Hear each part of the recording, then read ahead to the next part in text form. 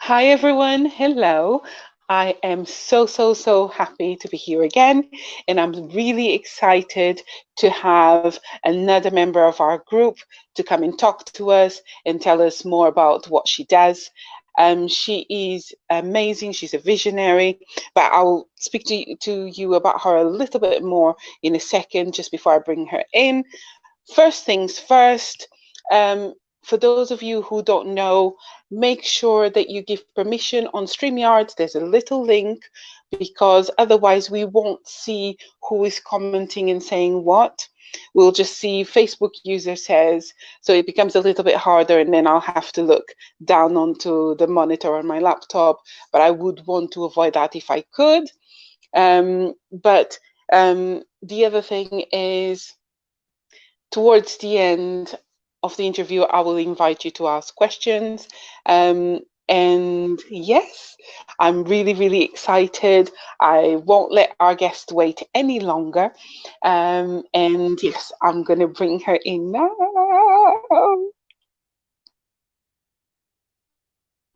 So, Hello. hello. So we have the amazing visionary coach, mentor. She has a big heart and a big concern for women, but I will let Patience tell you more about herself. Okay, thank you for having me, Katya.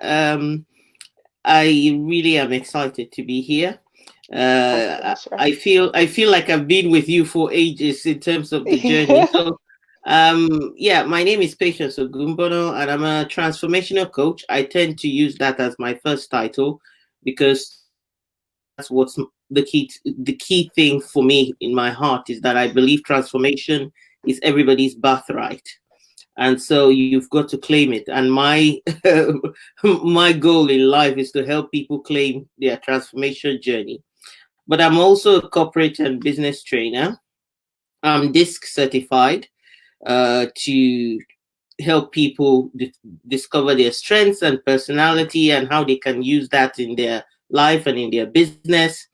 And also, I love speaking. So I've spoken across the world on different stages. And obviously, I try to do Facebook Lives, like to do my best. Facebook, I'm always nervous coming on Facebook more than I'm nervous sometimes on stage. But I'm also the founder of the Visionary Introverted Woman. And it's something that came to me this year as a niche to focus on because I'm introverted as a woman. And I have looked at my life and the journey that I have made and decided that, there are some hurdles that I had to cross that other people who probably class themselves as extroverted would not have crossed that hurdle. And sometimes that can be a hurdle that affects business. So, hence, I felt like there is a space there for me to be able to empower women who class themselves as introverted, and that is affecting their ability to their identity and owning their strength and stepping up and things like imposter syndrome. So that's me generally. I'm a mother of two. Unlike Katya, my kids are well, big adults. Well, my daughter is 17, so she's still a teenager. So that's me in a nutshell. Yeah. And yes, mine are much younger, but you've been there, done that. So what I Mm, wanted to ask you, Patience, how did you start your business journey? mm, Obviously, what got you to the point where you decided you were going to work for yourself, mm, and then once you made that decision, how did you start? mm. I think one of the things in life is you look back and you ask yourself, when did I want to? If you ask that question and you really sit with it, you discover sometimes it's so much more earlier than you did. Because when I first came to the UK, I got married and came to the UK straight away. I've lived in the UK for 23 years. I wanted to just be an entrepreneur, run my own business. My ambition was to employ people and give people employment. I've always had this thing about empowerment but I didn't have anybody around me to encourage me, to inspire me, to motivate me. I didn't know anybody who could help me, so I went straight into work. So, as far as I'm concerned, 23 years ago, all I wanted to do was to be an entrepreneur because I just felt like I'm a visionary, I'm innovative and creative and very intuitive. So, that freedom of expression in terms of creating my own thing was always an ambition. But I didn't take the leap because, as you well know, I had kids, life got in the way, you get scared and you just think of the security of it all. And you feel like taking a risk that big without knowing what the outcome would be, without that support around you, would be difficult. So, but that then took a lot of years until I really honed in on it after my mom died. My mom died 2014, and that became like a wake up call for me to ask myself, when are you going to do something about this dream that you've been carrying? Life is too short. And so I started making investigations about where I felt like what my passion and my strengths lay to achieve. And that's what led me to become where I am today. Set up my company. My company is actually called Aspire, Transform, Inspire, ATI Coaching. So that's it in a nutshell. And for those who are just starting, what would you advise them? What would be your words? Basically, let me put it another way.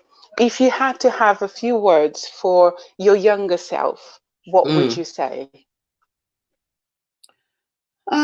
I'll actually say be courageous, but I'll also say find somebody.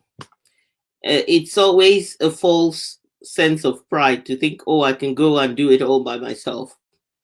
Find somebody who can give you that, can guide you, can help you, can show you the ropes, or just find examples of the kind of person you want to be, and let that and watch and be motivated by that.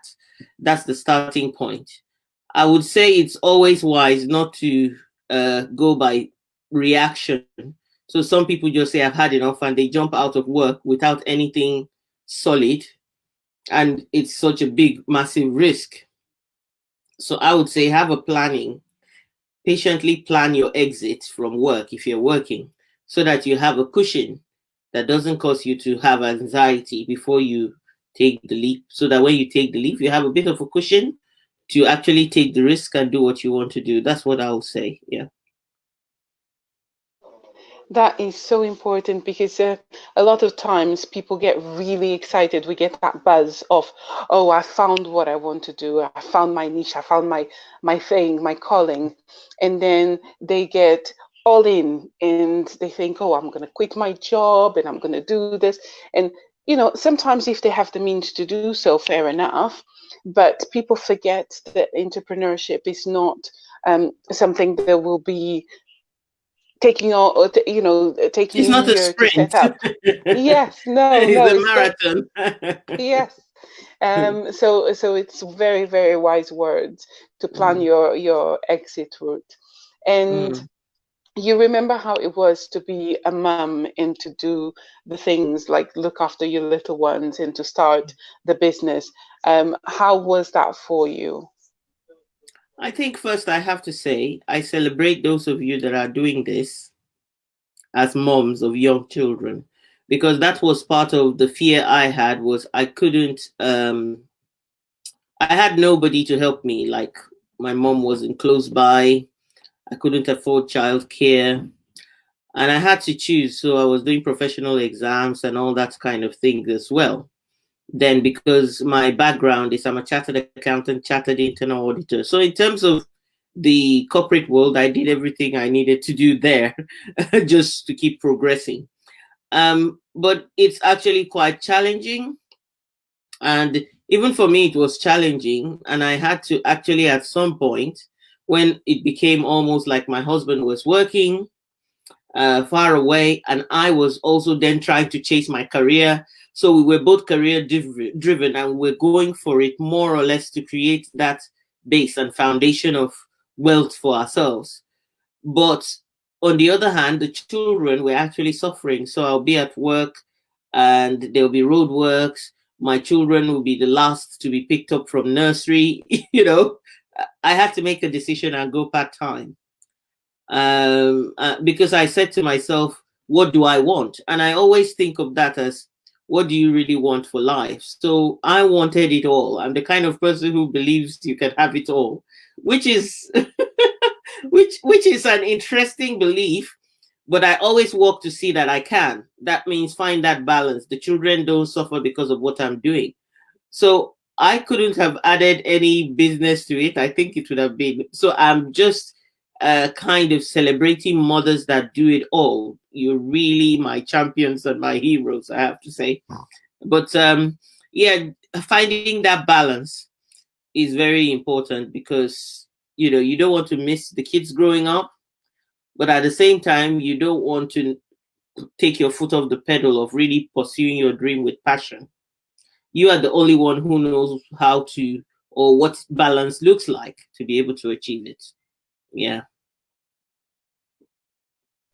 Thank you. That's thank you. That's so important. And in a nutshell, is finding the right way for us, isn't it? Mm. However, you do an amazing work with being there for the women who are putting themselves all out. And a lot of the times we forget to look after ourselves. And you do a lot of work with women in terms of the guilt factor and Mm. the imposter syndrome. Do you want to tell us a little bit more about it? So I think the guilt factor, it's all about, like I said, you have to know what balance feels like. You have to. So for me, especially this year, again, in running business, you've got to have planning and say to yourself, year one, this is an outcome that I want. Year two, this is an outcome. That's how I did it. So this year, I felt like I needed to really niche, needed to really have that identity. I began to think about brand messaging and who I would serve. In terms of looking at the women that I support or I try to help, the main thing is you will always feel like you're not enough. And in the beginning, when you haven't built up your confidence by going out there and keep doing, there's always going to be that fear of never being enough, of not measuring up to the next person. One of the things that helped me is a book I read that talked about the fact that there is no scarcity. If today in the world you need gold, somebody will find gold resources somewhere if we feel that what is there is depleted. So basically, the principle is that we're not meant to compete, we're meant to create. And there is enough to go round. And there is a saying that the birds in the air can fly all over the sky without colliding. So that means that you can find your own space. You can believe that you have the value that you're bringing in, that you're worth it, but it does take some inside work. It's like an onion. I always tell the joke of Eddie Murphy and Shrek, when Shrek said people are like onions. Then Eddie Murphy, the donkey, said, they make you cry? He said, no. They stink? He said, no. He said, no, they have layers. They have layers. Why can't you get it?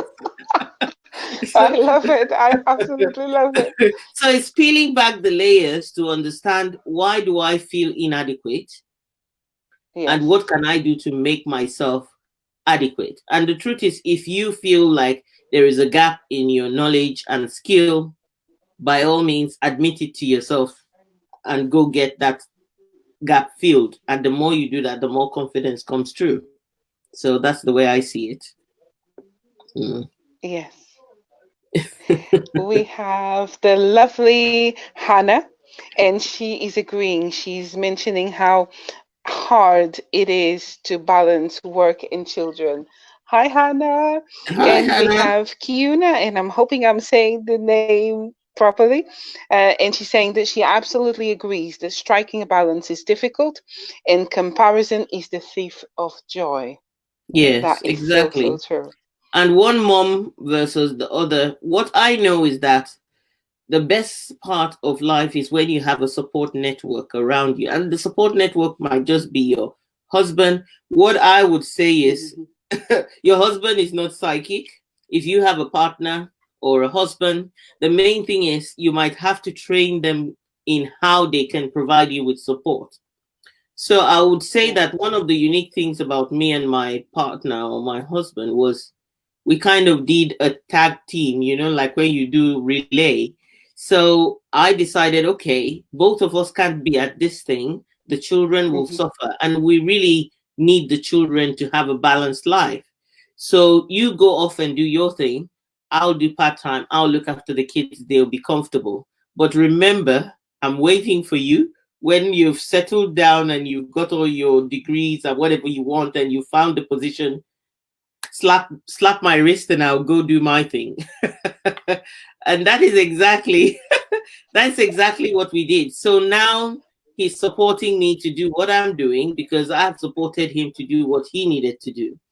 And Oh, sometimes that's it's difficult brilliant. for partners to agree on that.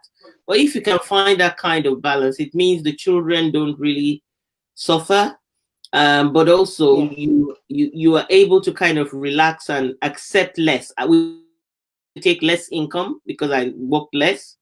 So it's all about what are the choices you make for yourself, because nobody can tell you what sacrifices you need to make and how you need to run it and what exactly is important and non-negotiable for us. The children's well-being and them being all that we wanted them to be was non-negotiable. So I guess that's the way it worked for me. That is lovely because a lot of the times we are doing all that we're doing, and it can seem so solitary, and especially if Mm, we're not communicating. So the communication with our husbands and with the people around us is so important. And a lot of the times it will feel still that we are going at it and that we are a bit crazy, because a lot of the times people may not understand mm, until they start to see results. So it's, the main thing, like you mentioned before, is, your support. See what support mm, you have there, be it your husband, be it who else you have around mm, you. Now, mm, you mentioned earlier about, finding someone, knowing when to ask for help. mm. Who was there for you in terms of mentoring? Did you find someone, or did that person find you? So in the beginning, I knew straight away that I needed a coach, but because I just felt like this is it's completely new to me. I wasn't doing accounting, I wasn't doing auditing. Everything was new. I was becoming a coach and a speaker. And so I just needed someone. But it took a while. I tried different approaches, different, because for me, I guess when you look at the disc profile, or some people use Maya Briggs, there are different profile things. I'm what you call a feeler, or somebody who likes to connect with people. Is not, so um, it did take a while for me to find the person. And along the journey, I got hurt. There were people who promised me all sorts of help, and I allowed them to take me under their wings. And they were all more about the money than the support. But I wouldn't regret that journey because it kept challenging me to say, this is the industry you're going to be in. What's your value? And I kept going back to my values to say, this is a person I never want to be like. It's it's yes, I have to make money, but I must not sacrifice my values and my soul for it, because I knew how it felt. And I learned a lot of, what they call bad practices in the industry that you have to unlearn once you keep tuning into your values. So it was more of a search. I kept searching to match up. But with time, I'll have to say that what's helped me a lot is I'm a person of faith. So that has been an added dimension. And I remember during the search, kind of talking to God about who's good. And He said, I'll give you the gift of strangers. So basically, I kept looking around me for the people that I needed. But what what that meant about gift of strangers was the people that will come into my life might not be people around me that I can see, that within my own power I can get to give me the help I need. So what I would say to another person that is not me as an advice is tune into intuitively who you can connect with that will help you. The other thing is, if you have to see value in yourself to invest value in yourself. So basically, if you feel you're valuable and you're going to give value, then you've got to think about constantly investing in yourself. I belong to the John Maxwell team and I'm an executive director. When you read a lot of John Maxwell's books, you'll be surprised how much he's invested in mentors over the course of his life, and keeps referencing that he still has mentors at 70 something. So, and I read one of his books because I'm doing a top mastermind with some John Maxwell team members. And one of the things he said is, I used to procrastinate. And I thought, you? Wow. So, getting somebody along the line, and he got people for different elements of his life, whatever he needed. Because sometimes it's more than one in terms of specialism when you want support. So that's what I'll say. Mm. No, that is amazing. So, one thing that I remembered when you were mentioning about the different people that came into your life that weren't quite the right fit because they would sometimes compromise their values is a reminder for us to check what is the fruit of their labor. Mm. Because if the fruit of their labor is a good fruit, then you know that they are doing something good. But sometimes, if they're doing something bad, the fruit of their labor is never going to be something good. So, In this industry, unfortunately, and mhm, also social media amplifies things that get you desperate. Oh, I made mhm. 5 million in 5 seconds. So you think, okay, something's wrong with me. I'm not making I'm not making the same. But what one phrase I now use even for my clients and people I work with, I say to them, step away, because I've done this for a bit now, and I can see my mindset was in a desperation mindset that creates scarcity. So get into an aspiration mindset that helps you that helps you focus on the difference you can make with your potential, with your strength. And then you're looking at abundance, because as you overflow to give, you receive back in terms of that mentality. And I think then you don't focus on other people, you focus on your values, you focus on what you bring to the table, and that makes a difference. That's what I'll say. Yeah. And tell me, what is a day in the life of Patience? I know personally from the things that I Mm. see you post, but tell everyone that is listening or will be listening later, how is a day in the life of Patience? So my life before, so I started off really hitting the ground running, wanting to do a lot of speaking. So physically I would go out and do speaking on different stages. And so with the lockdown, life in the day of patience is waking up, and sometimes I get it right, sometimes I don't. But generally, my plan is to have a power hour, and that power hour is all about me and grounding myself in the strength that I need for the day. So things like prayers, things like meditation, things like exercise, um, things like reading stuff, or affirmations. So that's a typical. Then wake up and, you know, I aim on a good day to be at my desk, which is where I'm sitting in my home office at 9 a.m. if I can help it. But if I feel that I want to, because currently I'm doing things like walking for charity, I would just go out and walk and come back. And once I'm settled from the walk, that just that's when I start work really. Again, I'm one of those people, my disc profile is that I'm a high I. That means I can be distracted easily and go squirrel and run there, squirrel and go there. So basically, things like this where you have a timer, having a planner with me, kind of trying to block my time, and knowing that I will reward myself by saying I finished this and celebrate myself, and things like that. So, but also knowing my limits to say I might need help here and get a VA or something like that. Those are things I've done this year. So a typical day for me would be, getting on with social media, making sure my posts are out there and I'm interacting with people that I connected with, and monitoring to see what's happening with my post or the information that I have there. If I have clients, then attending to those clients, and then maybe running group stuff as well. So that's a typical day. And okay, like today, I've had a few calls all day, and I'm having this conversation. So generally, that's how. And networking as well. I do networking a few times as well. Yeah. That is a very busy day, but Mm-mm. your strategies are really good, and it's something that I'm hoping other people can pick up on, like the time blocking, having a timer, having your planner close to hand. So Mm. those are excellent, excellent points. So, what are you working on right now? Mm.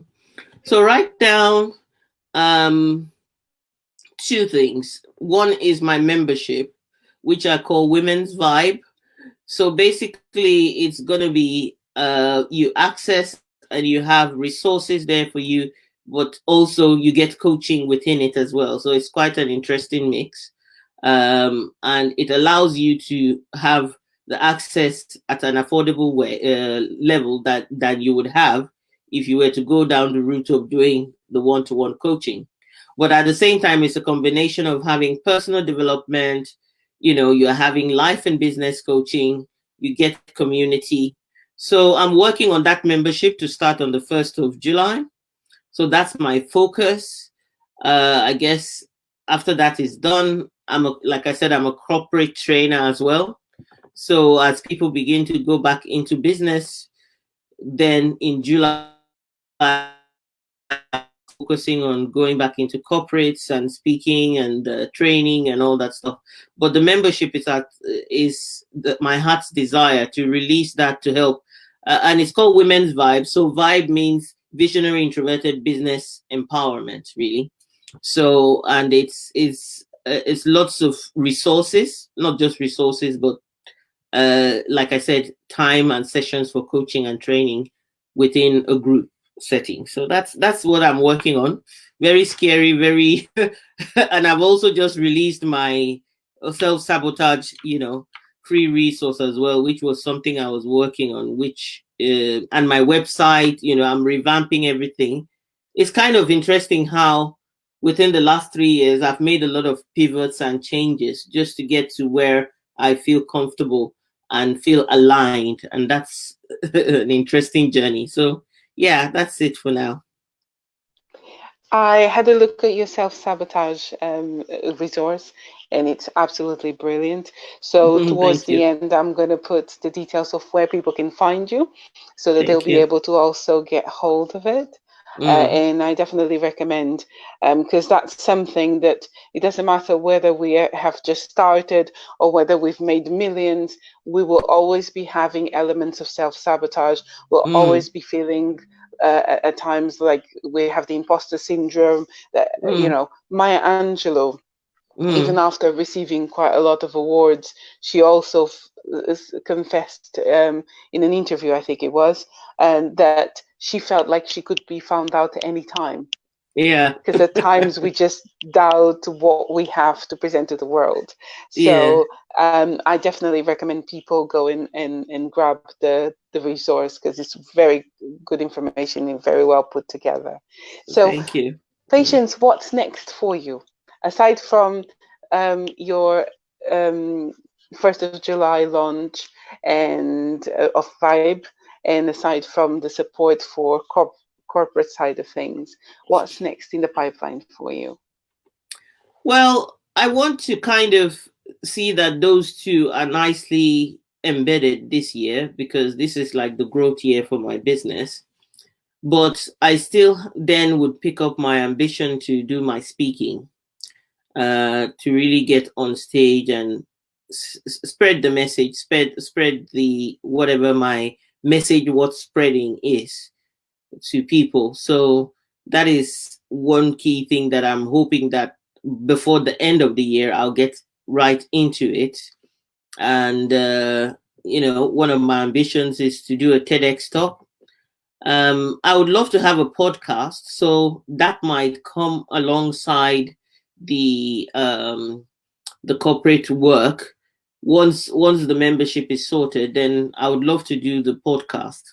Probably, yes, it's useful, it gets you out there, but I like the idea of being in the car with somebody and inspiring them as they go to work, or I like that idea, because those things really made a difference to my life. If you're in a car driving, or you're walking like I used to do when I go to London, you've got that focused time to absorb stuff, and it would be nice to provide resource for people to be able to absorb that as well. Yeah. That is so true. I think a lot of the best information that I got were at times when I was commuting in the Mm, car or in the train, and then I would mm. just listen to something. And a lot of times those things stay with us, and it's a way of using our time, a time that we wouldn't particularly be doing anything much, to progress in for our personal growth. So yes, It's like putting fertilizer, you know, into the seed so that it grows, isn't it? So yes. that's the idea. Yeah. Mm. No, that is absolutely brilliant. I'm putting the details of where you can be found on the screen, so people can just take note Thank you. and contact you and grab Mm. the resource. They can find out more about the things that you're doing, because I get to follow you. I get to see when you're doing your walks and Yeah. everything, and it's Thank it's you. inspiring. And I'm gonna see if anyone has any questions for Mm. Patience, and let's have a look and see, because I I haven't been seeing so much about the comments. Mm. Um, let's see how fast I So I can think type. currently no. I'm looking. Mhm, mhm.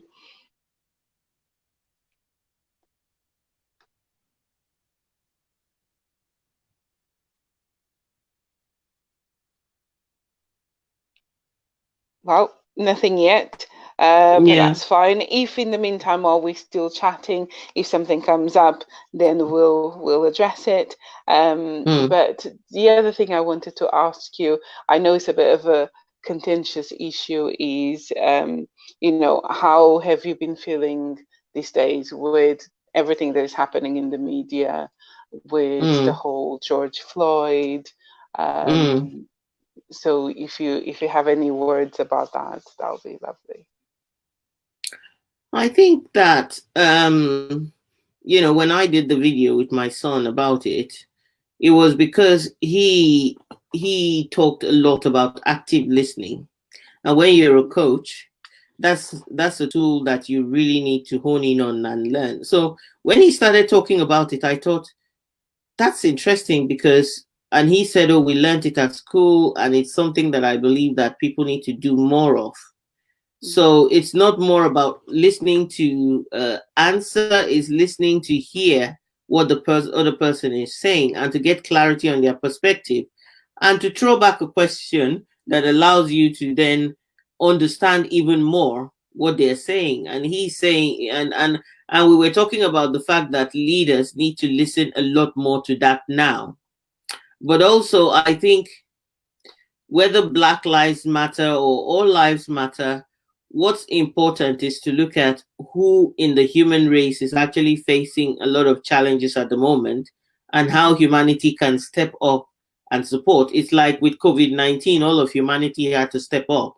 So now Yes. there is an outcry where one particular, it's kind of like uh, a bit scary when those that are supposed to protect life take life. Mm. So it's kind of that mentality then says it's warped. Something has gone upside down, Mm. and we need to put it right side up.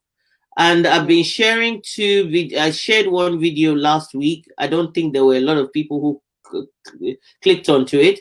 But Steve Covey, who was saying that, he talks about the paradigm shift, where he says that it's not your way, it's not my way, it's the higher way. And that's the third Yes. Yes. alternative. That's the Yes. first concept. And what Simon Sinek, I put another video today, he says riots are the reaction of the unheard. Mm-hmm. Riots come out of people being tired of not being heard. So Yes. basically, it's listening. People need to listen more to this pain. They need to tune in companies, starting from the bottom up. And I've had white friends who've contacted me and said, we want to understand. They've shared Mm. different videos with me, different views. I've taken the time to read things like, is this incited by politics? Is this this?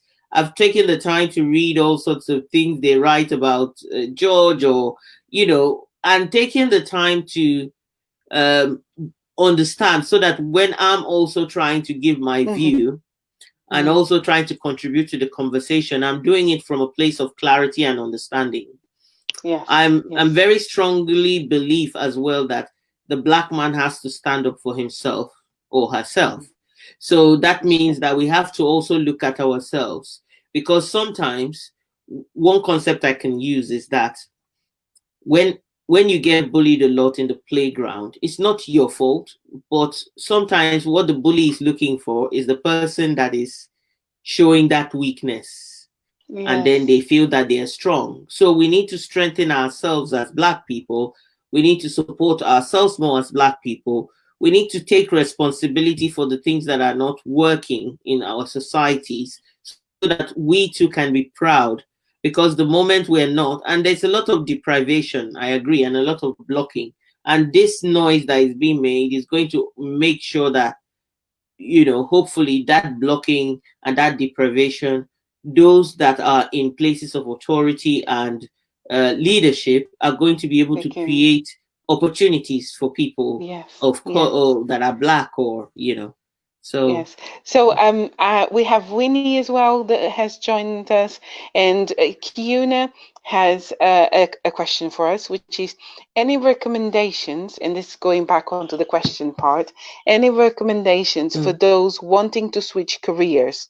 First career success, but interested in something unrelated. So, from Oh, what I understand, Kiuna has had a career or has a career where she has had success in it, and she's thinking, how can she pivot? Any recommendations?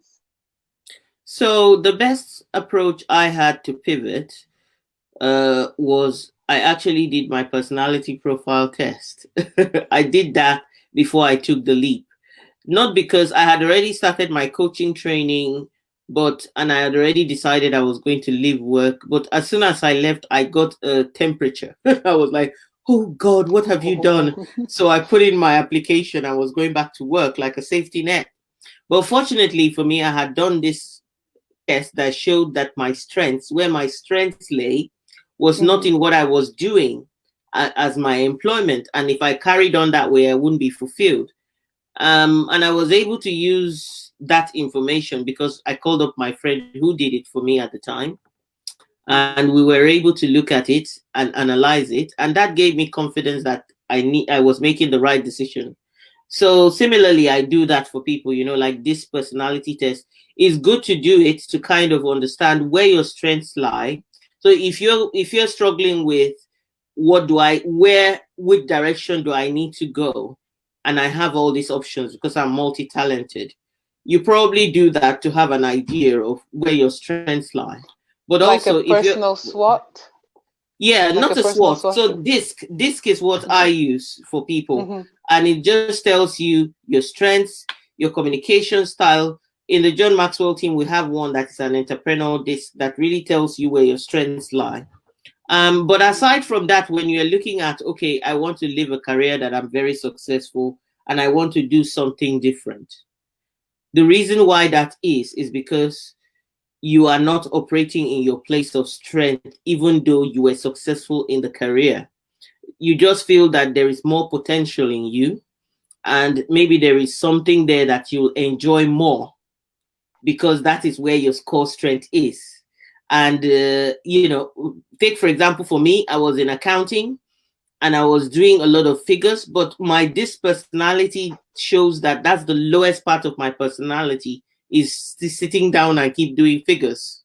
But I did all my professional exams. So now I feel more comfortable that I can, it's not, it's a good skill that I can use for my business, but I would rather not go back into that profession because I just have realized, oh wow, I love this more. I'm in love with what I am and who I am now than before. So that's just a cue that there is more potential in you. You're not doing what you be fulfilled in. So it's taking the time to discover what will fulfill you and following that pathway. Yeah. So that's what I would say. That is absolutely brilliant. Um, Patience, I cannot thank you enough for being here Thank with you us too. today. And what I will do is, if you say your goodbyes, I'll pop you backstage. But then after I say goodbye to everyone, I'll pop Yeah. backstage and we'll have a bit of a That's chat. fine. Thank you so much for having me. And can I just say, I'm really inspired by your journey and your determination, tenaciousness, and refreshing approach to what you're doing, and courageous move to keep following your dream as you're going on and inspiring other women and supporting women in this group. So well done, and thank you for having me. Thank you very much. Thank you so much, Patience. Thank you. Yeah. Let me just pop you backstage.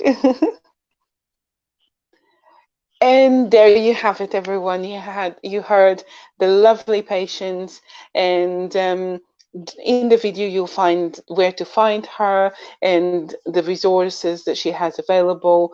And I'll come back again next week, and I have another guest, which I will be announcing later today.